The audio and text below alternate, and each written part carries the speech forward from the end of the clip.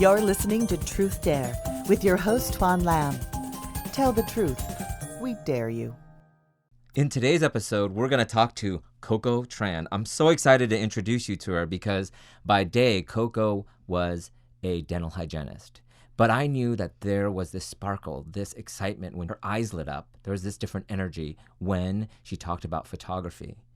And when she trusted that and she took action on it little by little, the world opened up to her. All these opportunities. She's been featured in a magazine that's been in anthropology, and she's been working with West Elm and been featured in Style Me Pretty blogs and all these big blogs. And she's been flown around the world to Seychelles, South Africa, to Paris, to Hawaii, to many places so she could fully express her gifts.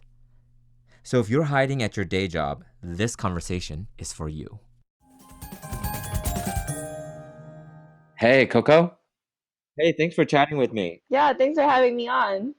I'm so excited to talk to you because so many people, I know I have a lot of creative friends, and a lot of people don't know how to really balance their passion and making a living out of it. And let's go back to how I know you. So you're my cousin, really. I call you my cousin.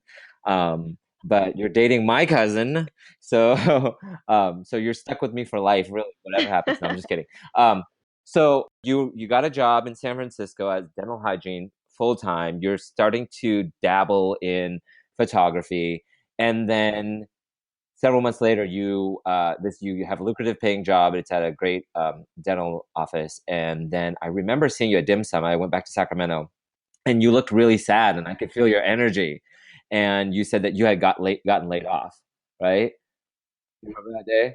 I remember that conversation very clear because I remember, Tom, you were one of the only people, you were actually the only person who told me, instead of feeling bad for me, it's oh, it's okay, something else will come along. You were like, oh, good, girl. I'm happy for you. Now you can focus on photography, what you really love. And, it didn't click in my head until you said that. There's a Hollywood director, movie director, and he's worked with Justin Lin. His name is Quentin Lee, and I met him recently, and he was saying something that really struck me. He said, why do we, well, I can speak for us here in America, he goes, why do we in this first world country, why are we so afraid to take risks and take the leap and pursue our dreams? Because he goes, well, I shot movies in China, and I remember there was this tunnel that I was walking under, and there was this 15-year-old kid picking up cardboard to recycle, and he had soot and dirt all over his face, and he was at this dead-end job. He has something to worry about, right? And why do we, a lot of the people that that we talk to, other creatives and other people, let's be real, here in America, it's even if you're on welfare or you're unemployed or whatever, you're way better off in other places. But I remember that conversation because there's this photo, and I'll share it on my blog too, and put it on my website, of this beautiful image of the girl with the red hair braid. There's this big French braid. I remember that photo, and it's one of your first ones, and I love the rawness of the beauty. And sure, the exposure or the shutter or the light wasn't perfect, but it was one perfect. thing I think that one thing that you I feel embody when I see your photos, and I share a lot of times when I do motivational speaking and or I'm teaching at the university here, and I teach a blogging your passion course, and I show them your website and your photos. One of the things that really strikes me, I always ask my student, what makes you different and unique? And what makes you different and unique is your energy. So your energy when you're shooting, you shot all the photos for my twantv.com site, and and the one that we're using for this podcast. And it's you're able to capture the realness. You joke around, you're having fun, you have this energy, you put us at ease. Another thing is you capture light so well, especially with the film. And film is hard because if let's be real, if you mess up, you just mess up. You know what I mean? And the fact that you capture that is, the light and really just the spirit of the people. And when people saw the photo of or the photos that you shot of me, they're like, oh my God, that's really you. That's really you smiling or laughing. And so, I feel what a waste when I saw that red hair braided photo, that I'm what a waste for you to, not a waste because I don't think that, I need my teeth cleaned, right? So I appreciate my dental hygienist, but that's something that you felt like you needed to do to be safe, to make money. And we're both immigrants. You were born in the Czech Republic. I was born in Vietnam. We were both immigrants here. Our parents were, immigrant refugees, came from very humble beginnings. And I get it. Yeah. I get that mom wants me to be doctor, lawyer, engineer. But you know what? When I'm in the shower reading the shampoo bottle, like rinse, lather, repeat, right? It's like that. It gets me excited. And I always ask people, like, what gets you excited in the morning? Like, which gets you out of bed? And then how do you balance and make money with that? And so, you traveled to so many places, and you've been featured in a magazine that was sold at Anthropology and Yeah. Barnes and Noble, Instagram. You've grown quite a big following on Instagram and have taken or worked with West Elm. Yeah. When that happened, like, what was going on through your head? And when you get booked you've been traveling around the world, from Paris, Seychelles, South Africa, to all these places.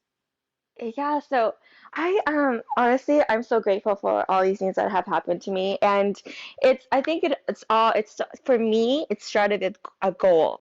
Like for example, like the whole Geraldine magazine thing. It actually just happened not because we didn't actually plan on featuring it in a magazine, or it wasn't a magazine at all until my friend was like, I'm gonna start a magazine. And that just all kind of happened. But I just remember just feeling so happy, like my soul was happy. I'm just like, oh my God, I cannot believe this. I was excited. I was telling everyone, and it's just like that mental creative check note that you make on at your goal.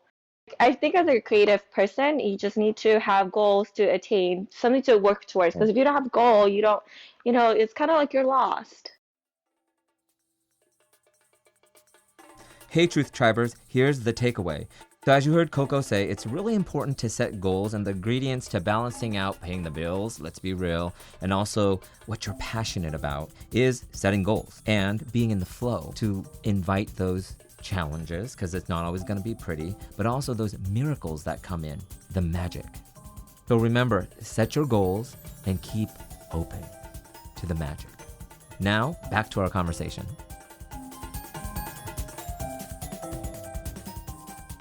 Take me back to college. You're in college, and what career choice did you choose? Yeah, so growing up with my background, um, it's just very common to be the first one to go to college in your family. So it was very much well expected for me to be in some sort of healthcare field, which is a stable, you make good income. So I was going to school for nursing actually. Oh, And so I went to San Diego State for like a year and a half, and then I moved back home, went to Cal State East Bay. That's when I did all my prerequisites. And then for some reason, I didn't know if I want to go to nursing because I have friends who are in the nursing field, and it is a tough job. Not anyone can do it. So I found out about dental hygiene, and anyways, I kind of put put it up in to the world of the unknown and said, okay, whichever school I apply to first, whoever accepts me first, that's the career path I'm gonna go into, just for my mom's sake, because she wanted me to be in the health field basically. So to make mama happy, that's what I yeah, did. make mom happy. But did she also say, I'm not paying for you if you're going to go to some creative field or some other field, right? Oh, Or there was no discussion about paying for anything. But she was like, you be a nurse, you have good money, and then I don't have to basically worry about you.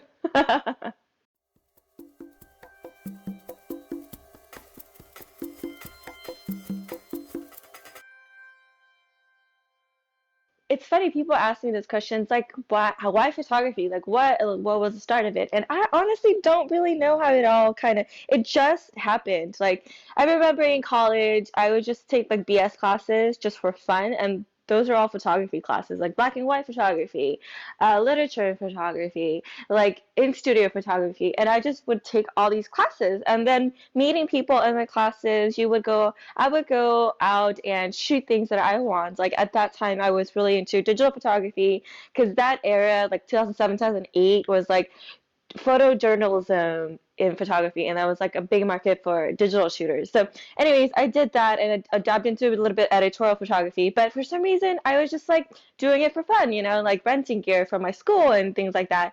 And then I never noticed that that's something that I pursued on my own time. And I never realized that's something that I wanted to really do, but it kept drawing me to it. So anyways, after I finished school, that's when I actually made real money being a dental hygienist. And after like 3 months or 4 months of working, I remember telling Thomas, I'm like, honey, I'm gonna buy this really expensive camera, and I'm gonna become a photographer. And then he was just like, okay, cool. You're just like very supportive. And so though a lot of people like dream, like a lot of people like that dare to dream don't really dare to take the leap. And so what made you take that leap to buy that camera? One person that has really motivated me, and also not just motivated, I know him personally, don't have very little, but I've met him once or twice. Jose Villa, he's been around forever, like. And I was doing an editorial of this poor couple, they're models, that I'm working with, and I try to recreate this like wedding shoot because I obviously didn't have any weddings under my belt. And the photos came back and they were beautiful, but not in a way that I wanted them to be. And I'm like, dude, why is this? Like, this is like, why can't my images look like Jose Villa's? I mean, he shoots beautiful weddings, but even trying to recreate like this little shoot, it just did not look like that. So I'm like, you know what it is? I know I can do this. It's not my skills. It's the camera I'm using. So I was like, well, he shoots this film. So all right, let's give this a try. I've worked with film before. I know black and white film pretty well, but so let's just do this. So I remember, funny story, on my Facebook, this is like 2009 to 2010, I put out a wall post. I'm like, hey, I'm looking for couples to photograph, and I would love to photograph you. And I remember my friend Stephanie, she's an Australian hairstylist I worked with before, and she's like, and her boyfriend at the time, they wanted to do portraits, and I remember being so excited because I get to use my new camera, and it was my very first time using it. So I honestly, it was a learning curve because the shoot, like in the middle of the shoot, I remember Thomas was assisting me. I could not figure out why my camera wasn't taking pictures, and I'm like trying to play it off like shuffling around looking for stuff, like when I'm really thinking like, what the hell's wrong with my camera? Like, why is it not taking a photo?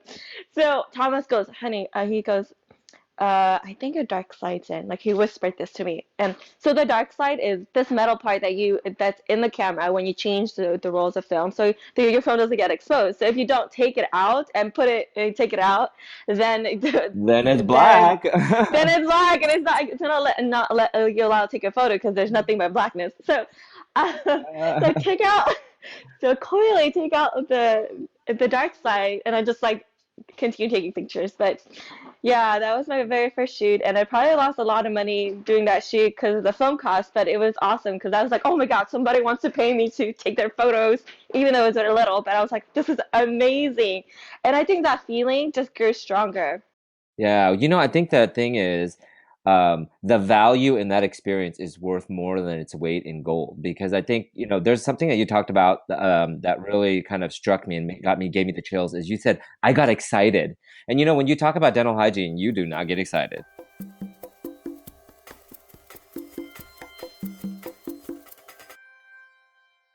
Hey, Truth Tribers, here's Tuan's takeaway.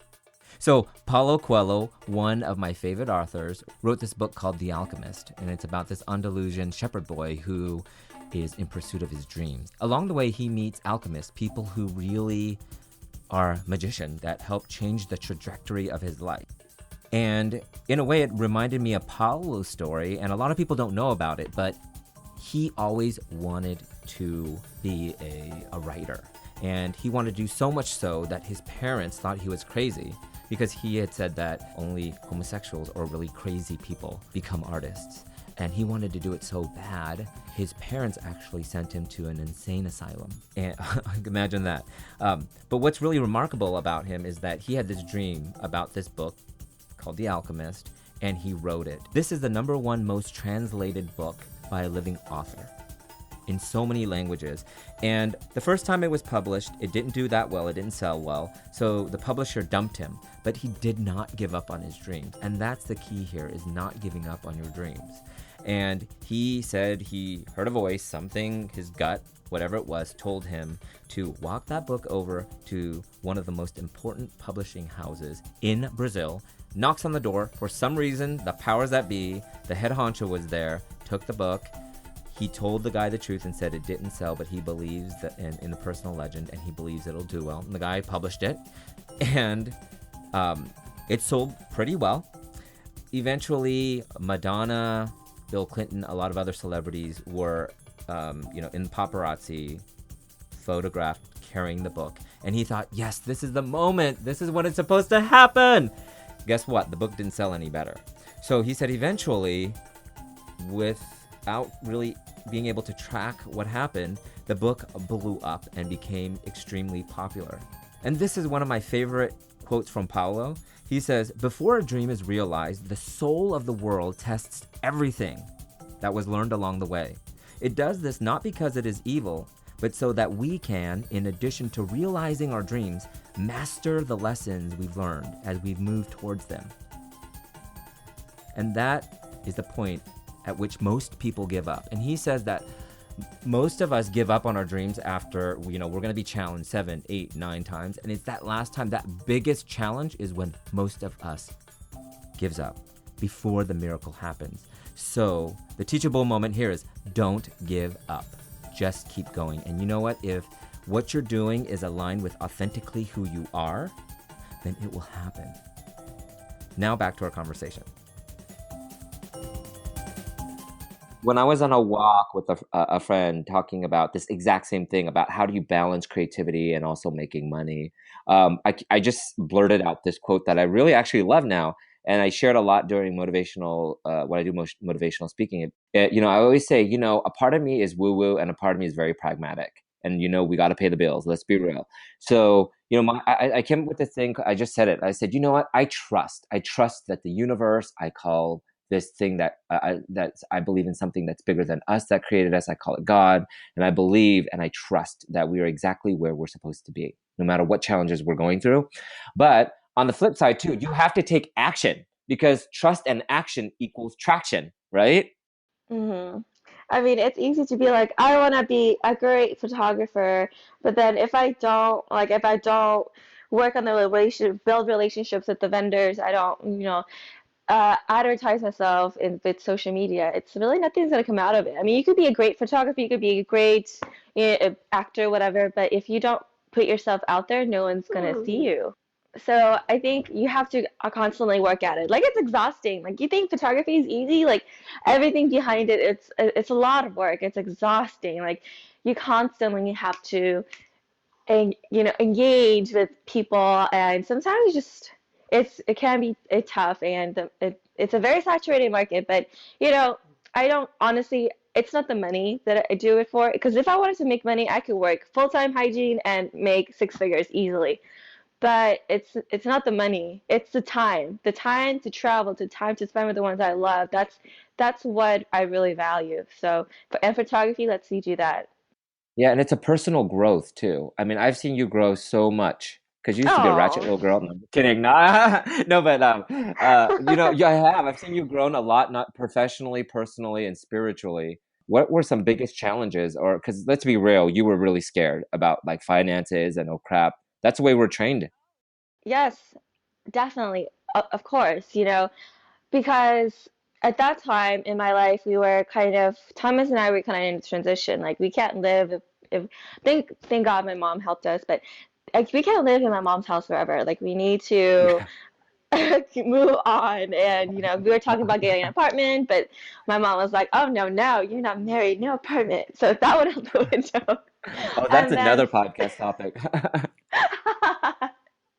so it's not really my mom, it's more my grandma. She's very traditional, my little Yeah, tiny grandma. traditional Catholic. Yeah, Yeah, right? she's Catholic. Traditional. So that was a big no-no. But so then I was like, you know what? We're gonna buy a house. Like, we've been saving for quite some time, so let's buy a house. But then, I can't buy a house if I don't have income, and I can't prove my income, blah, blah, blah. So all that was going through my head. So it was a stressful time. And then you're just not dealing with finances, but you're dealing with what do I want to do? Like, what am I going to do? Am I going to find another hygiene job? Am I gonna work part-time in hygiene and do photography? Like, what do I do? So that conversation you and I had, and you were just like, to you, it's like no big deal. You're like, oh, it's cool. You don't have a job. It's cool. You don't got bills to pay, but girl, pursue your passion. I was just kind of like, I know I'm blowing things up way more than I should be, So I'm like, you know what? Let's just calm down a little bit here and figure calm out yourself, what's girl. Calm practical. yourself. And what's practical. Like I had to remind myself, like, I can always go back to hygiene. It's a skill set that I will never lose, and I can always work part-time just to pay the bills while I'm working pursuing my passion, what I really want to do, pursuing all these goals with photography. So that's what I did. So I work part-time in hygiene, and it's I think it's just all kind of like lined up for me, just because if I went with nursing, it would have not been so easy. And remember, I Yeah. left it to whoever is up there and was like, whichever school you want me to go to, that's what I'm gonna do. It's for your mom. So that's what I did. So Yeah. hygiene allowed me to work like a day or two here and there. It's very flexible. Hey, Truth Tribers, here's the takeaway for this part of our conversation. Being comfortable with the discomfort of other people's disappointments. And it's going to take you a while to get it, because it took me a long time to get it. But when you're able to accept other people's discomfort from a family, your spouse, even friends, or even strangers, you kind of made it a little bit. When you can trust that and have compassion for others and how they view you, and understand that, when you tell the truth, not everybody's going to be happy about it. It's really important to come to grips with this discomfort that I'm talking about with compassion. And whether you're coming out about being gay or about this career or the secret, you have to know that people need to grieve who they once thought you were. And so you're hypocritical by saying, you don't accept that I'm gay, or you don't accept that I want to be a photographer. F you. But in the end, the people who really love you will love you for who you are. And now back to our conversation. I was reading this book by Marianne Williamson called The Law of Divine Compensation. And in the book, she says that just because you have a job that you don't like, and not to say you don't like your job, because you like dental hygiene, but you love photography, right? So it's a great combination, right? Right. But in that book, she said something that really was was a relevant, like a aha or a revelation for me. She said, whatever circumstance you're in, you might have a job that you are meh about, you don't really like, or you hate, or whatever, but that is paying the bills, and that's allowing you to do other things. And I think a good place to start for people listening, or people that I talk to and you talk to that ask about, gosh, we've been able to more than balance the being able to to live, work, play, and travel and pay the bills doing what we love. Because I do motivational speaking and videos of heroes and all this other stuff. But really, it starts from, you don't have to be like us and like straight up quit your job or like wait to get laid off. Although I feel like when challenges happen, it really tests you and makes you stronger, and makes you try to figure it out. But you could just take little steps. Like, you love photography. Well, every Saturday, schedule some time to shoot, or every day play with the camera a little bit and just take snapshots, right? It seems like you were doing that at the time when you were also, in kind of like, kind of scared to take the leap. So after we went to dim sum, like, what did I felt like there was a shift that happened in you. And I love it when I talk to people and that happens, or I feel that myself. So you started pursuing, you started an Instagram account, or you started to do what? What was the next step? So, oh, man, I really don't remember, to be honest, because it all happened so simultaneously and so fast. But at that time, let's see what year. That was about 2, 3 years ago, right? Yeah. And I had like a very small following on Instagram. I mean, I probably had like one wedding, one or two weddings or something. And I didn't really focus on photography that much just because I was like working full time trying to pay bills and stuff like that. But I think once that shift happened, I was like, and with Thomas's support and you and my friends, they were like, you can't afford to not to stress about money because it's not a problem for you. Thomas was like, why are you creating a problem when it's not there? So Yeah. I think once you made me mentally realize I'm stressing over something that's not even a problem. So I was like, okay, I have savings. I have like my finances are taken care of. So what do I really want to do? Not what my mom wants me to do, not what somebody else wants me to do, what do I want to do? So I started focusing more on my Instagram following, and I really started posting things that I wanted people to, the type of brides that I wanted to work with. Um, and that just kind of opened different doors. So Nancy, who's also one of my dear friends now, I shot a few sessions for her and her hubby at the time in San Francisco. And then we kind of just became friends organically. And she was like, hey, we really wanted to get married in Paris, but if due to family reasons, we didn't have a chance to.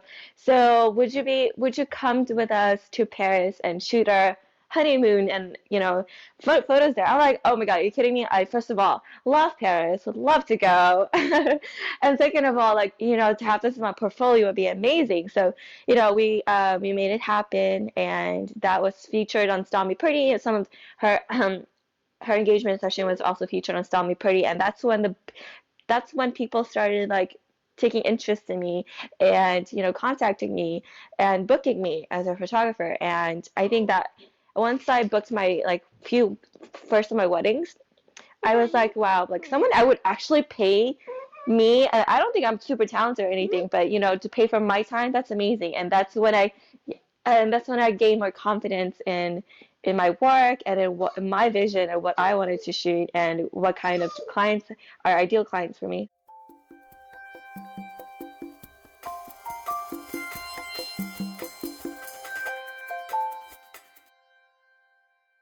Are you afraid of failure? Oh yeah. Oh yeah, me too. I, I was. I used to be a lot more. Now I'm just like, what ifs? I'm so used to it of trying different things, and I believe the right. right thing will gel, right? But Yeah. what fears kind of overcame you and almost crippled you? I would say that the fear of not being to financially support yourself was definitely still a big thing. Would that reaffirm like what your mom? Did her voice come in your brain, like into your mind? And yeah, Yes, dental very much hygiene, so. dental hygiene, And right? she's like, why don't you work more days? Why do you only work 1 or 2 days? I'm like, Mom, because I have time to do other things. And so another thing aside from being fearful is also being proud. Was that a thing for you? Because for me, I was always like, I know that I really wanted to try. I really tried to be a doctor. I really did, and I took honors chemistry and everything. I just was not good at it, and I wasn't interested. I didn't like it. So, was that another factor, like wanting to make her proud? Because you the only spoiled data. You only got no siblings. Honestly, Tuan, of course, like as I've always wanted to make my mom proud, and that's why I honestly excelled in everything that I did. So I feel like there's two types of people in this world. The people who have this fire in them, and whatever they set their mind to, like no matter what, they will continue to try to reach that goal until they reach it. And there's other people who are like, like they just don't care. They're just like, oh, whatever. So, and I'm the type of person, you and I actually are both with that same fire. That's why you made it into a market that was so saturated, and being Asian American, that's huge. And I personally feel that being a photographer, not just a wedding photographer, but um, it's something that I wanted to do to make myself proud, but also my mom. My mom was more like I did the hygiene thing to make her proud that I can take care of myself. I bought my own house, and you know, it's just of course it's to make her proud, but I also made myself proud a lot of times in this industry because it's really humbling to see where you started and to where you are now. So I always try to remind myself that. Yeah, I mean, seriously, like, all joking aside, because we joke a lot, but I'm so proud of you because you really are so talented. And the funny thing is, I think it's really important too, like, if you are wanting to come out about your career, like, whether it's baking cookies or, becoming a chef. I love food, you can tell, or a fashion designer or whatever, right? A lot of us are afraid to tell our truth. Why do you think that is? I think it's being scared. Honestly, I think we all have that fear in us. Like, what if I don't make it? What if I do this and I announce it so well and it doesn't happen? Like, shame on me. Like, boohoo. So I think that's a big component of it. And another component I think is it's because it takes a lot mentally, not just financially, but mentally takes a lot for you to like overcome this hurdles. It's a lot of energy you have to put into your passion. And some people are just like, it's too much, or it's too hard, or is it really worth it? I can just do my 9 to 5 and be fine. I don't really need this. So again, that fire, So it's a lot of things, I think, but it comes down to fear. But too, like, I think that, for me, I think that whether it's about coming out about your sexuality or coming out about the career choice or leaving your husband or wife or whatever it is, I think sometimes, like, your truth, and nobody else knows your truth. You know what gets you excited. You know what makes you feel sad or bad. And for me, like, having that regret or not feeling that freedom to spread my wings creatively, that eventually was outweighed by that fear. And a lot of times I felt like that fear and that wanting to make people proud and all that, the fear of failure, um all that a lot of times is made up in our heads too, because there's many times people are like, oh my god, she's fierce, and I think having what I'll call hashtag truth tribe, having the truth tribe, like people like me and you and Nancy and other people that we rely on, is so important. Because the way it's funny because we had two totally different perspectives and two different truths, or two different perspectives. It's like when we were eating a dim sum, you were like, so scared and, unsure about your skills. And then I saw your photos and I was just like, oh my God, you're so talented.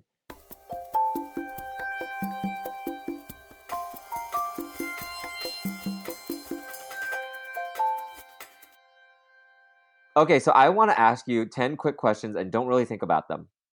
Capturing the perfect moment means. Mm. Means anticipating what will happen next and knowing that it's beautiful and capturing it as then and there, not really planning to, if that makes sense. Mhm. A truth that you were scared to talk about as a little girl.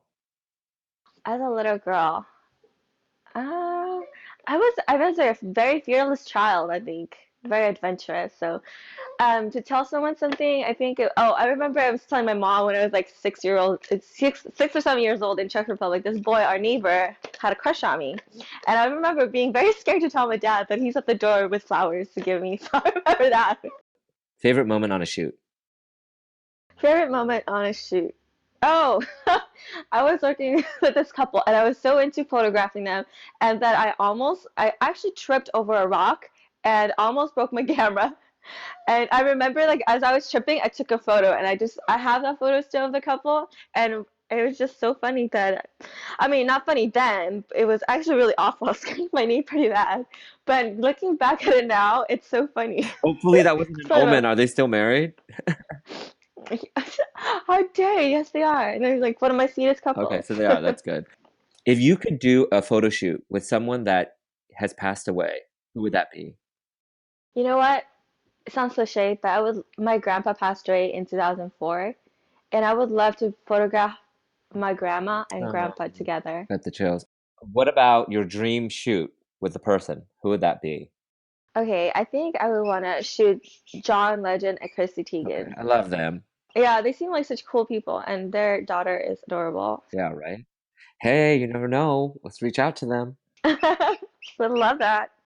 Photography is. Photography is being able to travel, being able to spend my time, being able to spend my money how I want to, and work with people who appreciate that and understand that it's who respects me as an artist, but also trust me that I can capture their day beautifully.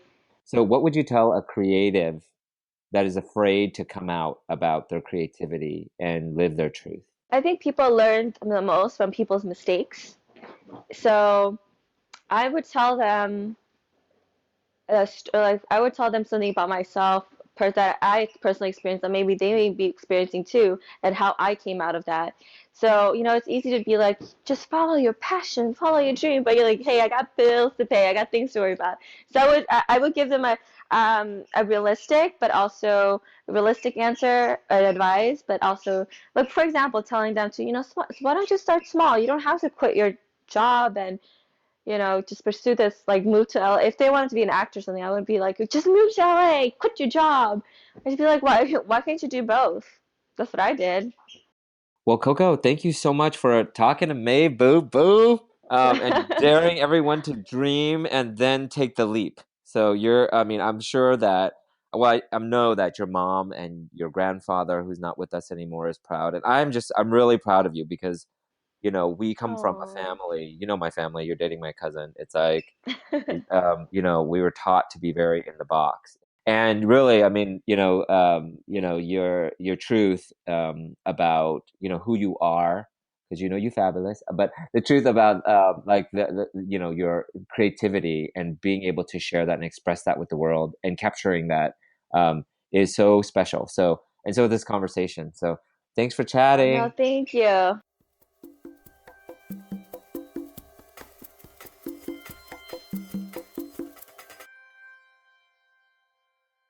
We want to thank Coco for sharing your journey with us and being so real. And here's the wrap up. Be open to the universe, but set your goals. Find that balance. You might be in a job that you hate, but it pays the bills, and that is a miracle in itself. That allows you to maybe spend an hour or two, during the week to do what you really love. And here's the kicker. Find at least one person to tell your truth to. That one person could be the first person in your truth tribe, and then find more people to collect in your truth tribe. So what is your truth? We dare you. For those of you who know me know that I love me some flip-flops. This episode is sponsored in part by the most inspiring of them all, Moloko, soulful flip-flops that leave positive messages in the sand. Each pair you buy means a child in poverty gets a pair of shoes. Moloko, good for your soul. That's MOELOCO.com. And if you have kids in your life, you'll want to learn more about Community Heroes, a school-based program that grooms young philanthropists and the next generation of heroes. That's ComHeroes, ComHeroes.org. And one truth that connects us all is that we'll all be caregivers or cared for one day. The Wheel Life mobile app makes it easy to coordinate care for your family and friends, especially during health challenges and aging. That's www.theweallife.com.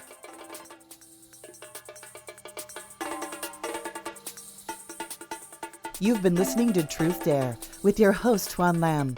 Subscribe to our podcast on iTunes, Google Play, or Stitcher. And check out our website at TruthDareTalk.com. Follow us on Facebook, Instagram, and Twitter at TruthDare Talk. You can join our conversation anonymously and tell us your truth. Click on the SpeakPipe link on our website at TruthDareTalk.com and use your mobile phone to speak your truth. Your truth is welcome here.